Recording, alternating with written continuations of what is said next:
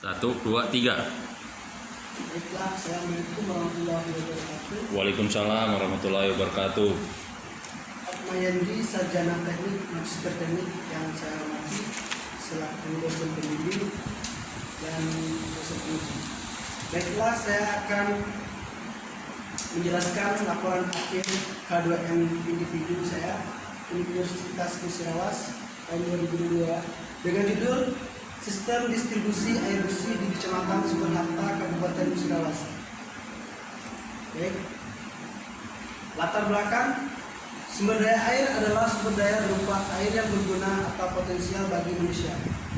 Kegunaan air meliputi penggunaan di bidang pertanian, industri, rumah tangga, rekreasi, dan aktivitas lingkungan. Sangat jelas terlihat bahwa seluruh manusia membutuhkan air. 97%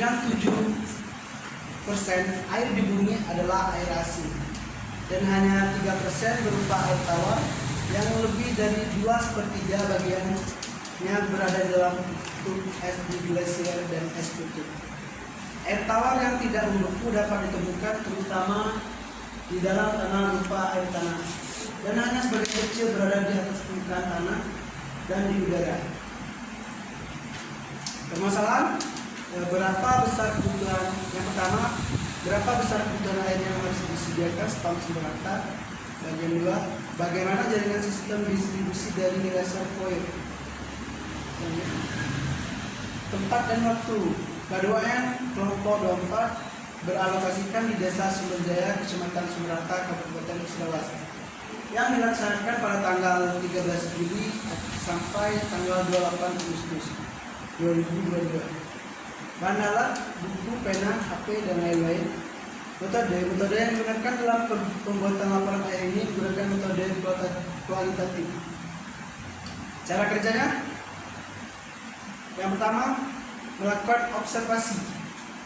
Pada tahap ini, di mana mahasiswa-mahasiswi KDM melakukan observasi lapangan dengan mengunjungi spam untuk mengetahui sistem distribusi air bersih.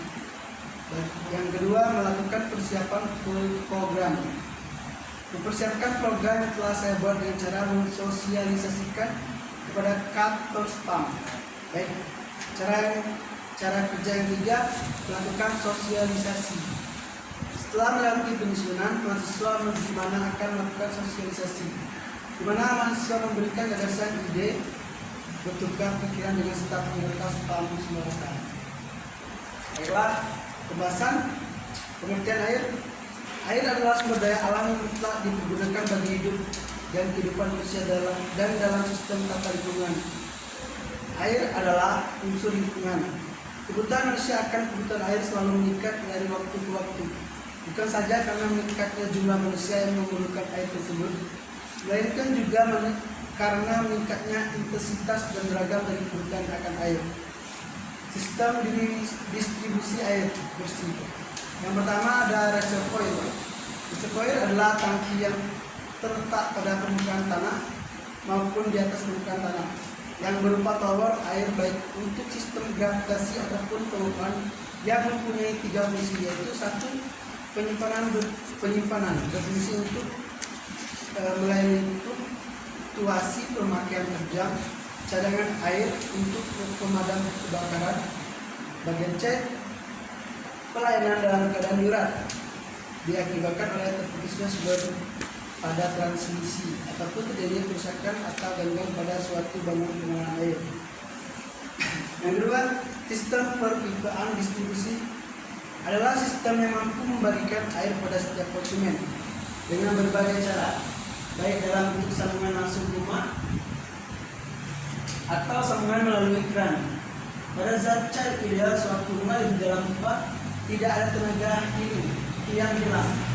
Tapi pada zat cair biasanya penyebab terjadi sekitar antara zat cair dengan di pipa atau antara zat cair dengan cair itu sendiri, sehingga terjadi kehilangan tenaga. Perpipaan distribusi menyampaikan air ke masyarakat konsumen. Ada beberapa pola sistem jaringan distribusi. Yang pertama, sistem cabang, merupakan sistem sirip cabang pohon, sistem perpipaan pada akhirnya bagian ujung. Yang kedua, sistem lock bridge, tidak ada ujungnya. air mengalir lebih dari satu arah. Klasifikasi golongan pelanggan spam sumber harta. Yang pertama ada kelas 1. Kelas 1 yang terdiri dari golongan yang pertama tempat ibadah, 2 hidran umum, WC umum, rumah tangga, panti asuhan, 6 yayasan sosial. Yang bagian kelas 2, kelas menengah, sekolah yang pertama sekolah swasta atau negeri, yang kedua niaga kecil, ketiga industri rumah tangga, yang keempat puskesmas, TK atau kecamatan. Yang lima bagian instansi pemerintah kecamatan. Yang kelas 3 itu terdiri dari rumah mewah, niaga besar, industri kecil, rumah sakit swasta atau negeri, instansi pemerintah, TK atau kabupaten. Kesimpulan dari kegiatan kuliah kerja nyata kedua yang telah dilakukan dapat disimpulkan bahwasanya pengelolaan spam sumber harta lebih baik lagi supaya fungsi utama reservoir pada satu sistem penyediaan air bersih adalah untuk menyeimbangkan antara produksi dan pemakaian air. Di samping fungsi utama tersebut, reservoir seringkali mempunyai fungsi lain seperti untuk menambah tekanan, mengatur tekanan air, mengatasi keadaan darurat dan sebagainya. Sekian, terima kasih. Oke, terima kasih Saudara Muhammad Zuhdi. Sudah bagus laporan K2N Saudara sistem distribusi air bersih di Kecamatan Sumber Harta. Ini tidak apa nanti di kecamatan. Ini tujuan ini sudah bagus.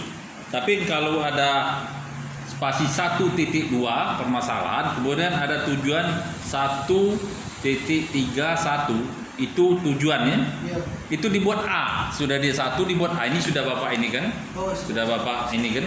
Jadi dibuat A. ya. Kemudian apa tujuannya? Tujuan. Ya. Tujuan saudara apa? Coba bacakan.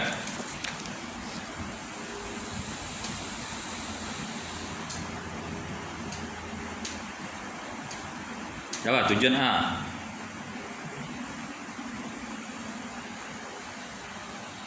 Tujuan A pertama mengetahui cara pendistribusian air spam sumber harta. Yang kedua mengetahui Nanti lo tujuan 1. Jangan 1A dia. A. Tujuan A. Ada metode apa yang gunakan? metode kualitatif. Apa coba? Bagaimana metode kualitatif itu? Mengumpulkan data, melakukan observasi. Cara mengumpulkan datanya kemana coba?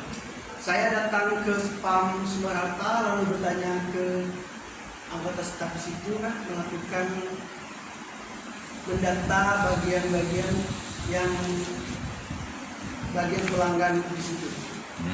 Nanti buatkan di sini peta, metodenya peta distribusi ya, ada petanya.